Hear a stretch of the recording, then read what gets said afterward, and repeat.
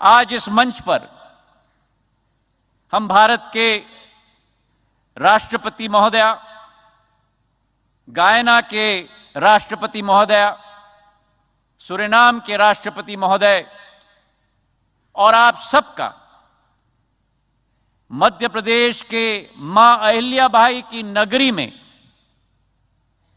जो इतिहास, परंपरा, संस्कृति, अध्यात्म और आधुनिकता सभी का एक संगम है, इस इंदौर में आपका तहे दिल से हम स्वागत करते हैं।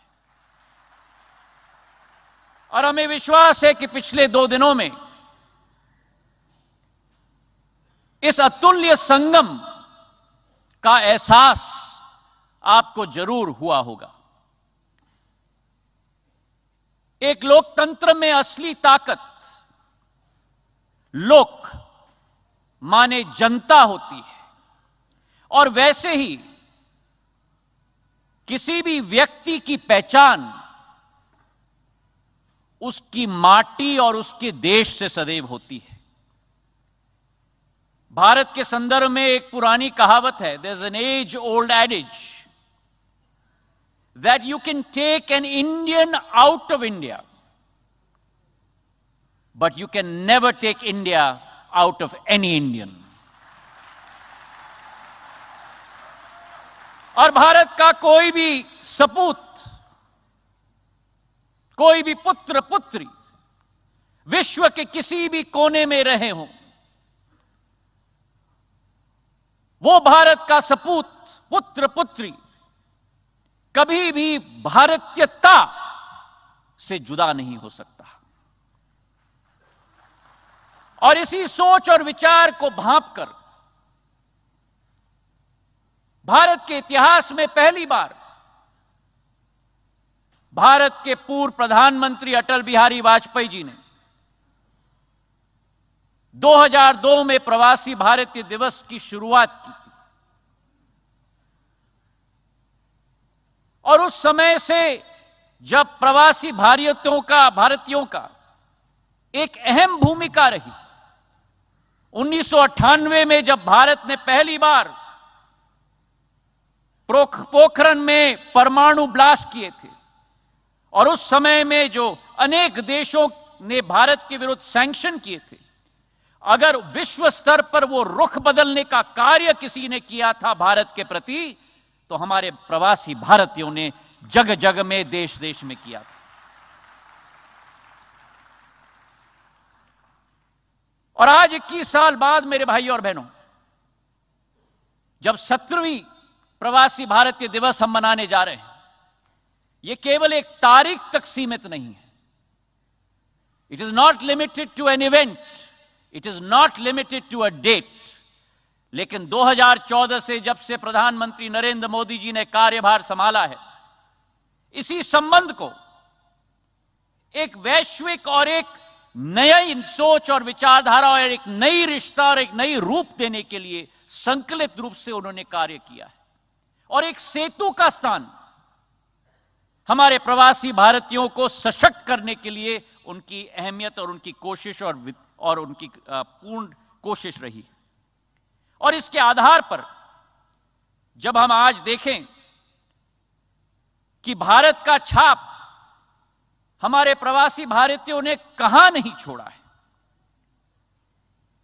चाहे हम कोई मल्टीनेशनल कॉरपोरेशन देखें, चाहे हम देश के नेतृत्व करने वाले लोगों को देखें, चाहे हम विशेषज्ञों को देखें, चाहे हम एक एक सेक्टर में डॉक्टर्स, इंजीनियर्स को देखें, चाहे यूके के प्रधानमंत्री ऋषि सुनक जी हों, चाहे हमारे माइक्रोसॉफ्ट के सीईओ सत्य नडेला हों, चाहे गूगल के सीईओ सुंदर पिचाई हों, चाहे आयरलैंड के राष्ट्रपति लियो वार्डकार जी हों, यह अतिशयोक्ति नहीं होगी अगर हम कहें कि भारत और भारतीय को उभारने का काम प्रवासी भारतीयों ने किया है, और अकेले नहीं, अपने साथ पूरे विश्व को उठाने का कार्य भी हमारे प्रवासी भारतीयों ने किया।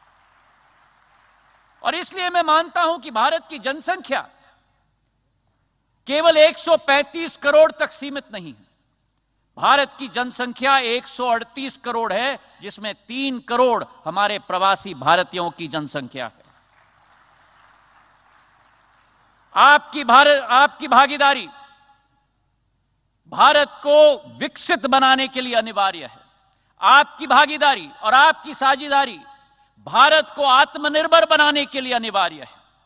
और इसी दृश्य के पीछे एक शिल्पकार अगर रहा है इस देश में, तो प्रधानमंत्री नरेंद्र मोदी जी हैं, जिन्होंने अपनी सोच और विचारधारा के साथ और विदेश नीति जयशंकर जी के साथ, सारे देशों के साथ कूटनीतिक संबंधों के साथ बनाकर हमारे प्रवासी भारतीयों को एक नया सम्मान का स्थान बनाने का संकल्प लिया है। और इसी के फलस्वरूप चाहे यूके में हम देखें, पिछले बार जब बैठक हुई थी, हर साल यह तय किया गया कि 3000 भारत के हमारे विद्यार्थियों को वर्क वीजा यूके में दिया जाएगा। जब पहले बार कोविड आया, वैश्विक महामारी आई, प्रधानमंत्री नरेंद्र मोदी जी ने खाड़ी देशों के सभी राष्ट्रपति या प्रधानमंत्रियों को फोन करके हमारे सारे प्रवासी भारतीयों को उस क्षेत्र में उनका हालत और उनकी स्वास्थ्य सुविधा सुनिश्चित करवाई। और अभी जब यूक्रेन और रूस के बीच में लड़ाई हुई, प्रधानमंत्री ने ऑपरेशन गंगा के आधार पर 23,000 प्रवासी हमारे स्टूडेंट्स को वापस घर लाने की पहल लगाकर उनको संगठित और सुरक्षित रूप से घर लाने का कार्य किया। तो इसलिए मेरे भाई और बहनों, हमारे प्रवासी भारतीयों का सुरक्षा, उनकी सहूलियत और उनकी समृद्धि, ये 3 पॉइंटेड कार्यक्रम प्रधानमंत्री नरेंद्र मोदी जी की है। भले हमारे प्रवासी भाई और बहन देश में न रह रहे हों, लेकिन प्रधानमंत्री नरेंद्र मोदी जी की और उनकी सरकार के दिल में सदैव रहते हैं, यह विश्वास आपको हम दिलाना चाहते हैं। सदैव हमारे प्रवासी भारतीयों ने भारत का सहयोग किया है, भारत के विकास में सहयोग दिया है। 1991 में जब इकोनॉमिक क्राइसिस पूरे विश्व में आई थी, उस समय जो रेमिटेंस देश में एक एक प्रवासी भारतीय ने भेजा था, आज हमारे जीडीपी का भाग का 3.5% हो चुका है। और मैं विटनेस हूं कि जब प्रधानमंत्री जी ने हम लोगों को भेजा था यूक्रेन और रूस से हमारे विद्यार्थियों को सुरक्षित वापस लाने के लिए, हमारे एक एक प्रवासी भारतीय ने, मुझे रोमानिया भेजा गया था, वहां बैठकर न दिन देखा न रात देखा, सेवा भाव के आधार पर कोई गाड़ी चला रहा है, कोई टेंट लगा रहा है, कोई खाने पका रहा है। हमारे एक एक विद्यार्थी को लाने के लिए दिन रात हमारे प्रवासी भारतीयों ने कार्य किया। तो आज आप सबको मैं प्रणाम करता हूं और आपको मैं सलाम करता हूं। आज के दिवस पर प्रधानमंत्री जी की सोच और विचारधारा है, और विश्व में यह ऐलान हो चुका है कि भारत के बिना विश्व आगे नहीं बढ़ सकता। और विश्व की एकीकरण के लिए प्रधानमंत्री जी की जो सोच और विचारधारा है, जहां एक तरफ international Solar Alliance, one sun one world और वन ग्रिड, जिस कार्यक्रम में बोरिस जॉनसन जी तत्कालीन राष्ट्रपति यूके के, उन्होंने कहा था International Solar Alliance, one sun one world one grid and one Modi.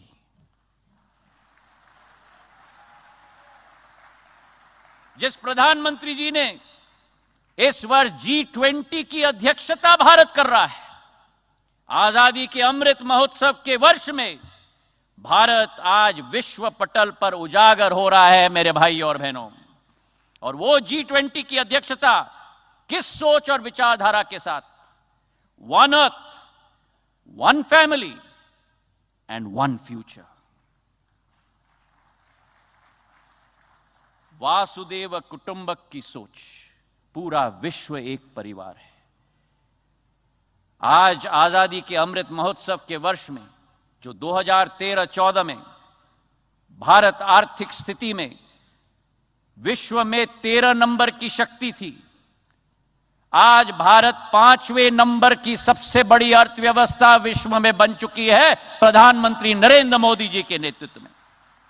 और 2030 तक भारत विश्व की तीसरी बड़ी अर्थव्यवस्था बन जाएगी, जर्मनी और जापान से भी आगे निकलकर मेरे भाई और बहनों।